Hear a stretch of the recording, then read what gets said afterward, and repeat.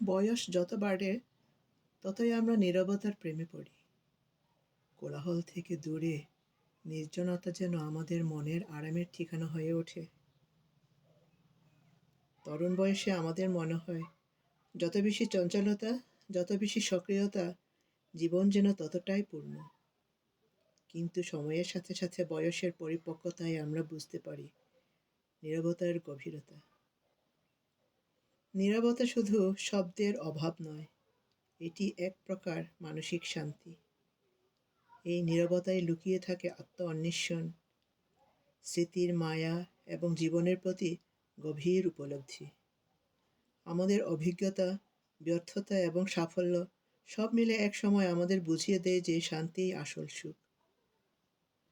তাই বয়স বাড়ার সাথে সাথে নীরবতা আমাদের সঙ্গী হয়ে ওঠে, আমাদের জীবনের অর্থ খুঁজে পাওয়ার এক বিশেষ উপায়ে পরিণত হয়।